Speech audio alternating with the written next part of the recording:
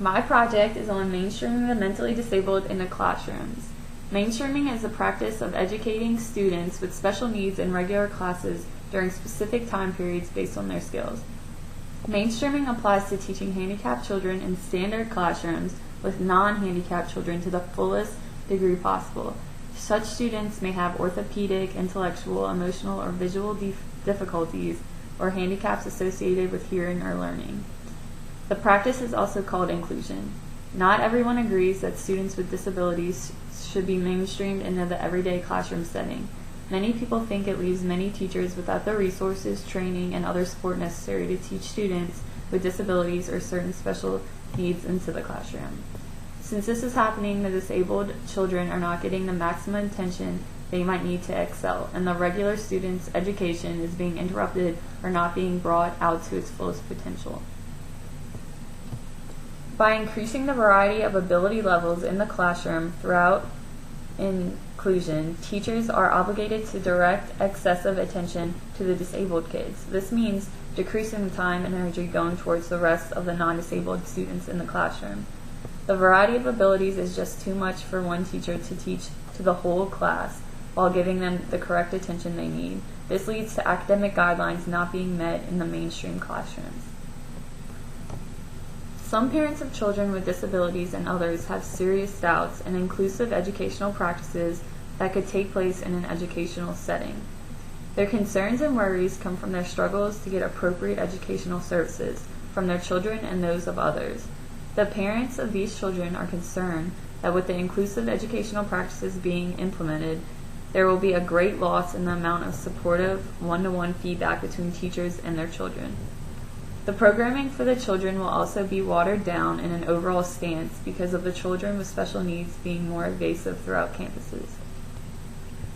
Some advocates on this issue believe that mainstreaming them may not be the best idea, that they acknowledge the ideals that are trying to imply and congratulate their efforts.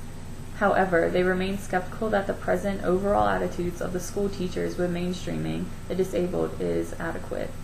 Special needs students were formed for their own good to help them learn at their own rate and fully grasp the information at hand, so moving them into a regular classroom setting will be overwhelming and will eventually lead to separating schooling in the future. Students with learning disabilities have a harder time progressing without the one-on-one interactions with the teacher. These services have came through a teacher working with a small group of students in a study room, for example. Special education professionals and parents don't know if regular school teachers are suitable for helping out kids with special needs, and they also don't know if they will have enough time to do so. The issue in inclusion is also discussed in the means of children who are gifted or talented. The issue is still about learning in a specialized group rather than a large, diverse group of students. Some experts think that kids who work with others who are talented or gifted like them, they seem to work better and reach their full potential. Others promote the students with gifted abilities might learn better by being in a variety of people. There is much debate over whether or not students with disabilities should be mainstreamed into the classrooms. Those who are for inclusion believe that these students are being done a damage by being separated from their more usual school peers. In fact, some research does advise with the cooperative learning groups in inclusive settings, students with disabilities could attain basic communication and motor skills through relations with their non-disabled peers. The U.S. Department of Education says 57% of students with disabilities spend most of the day in customary classrooms, which are regular classrooms.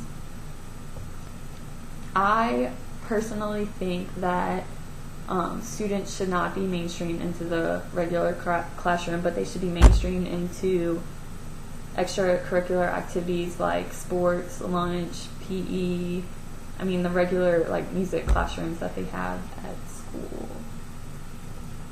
I hope you enjoy my presentation, and thanks.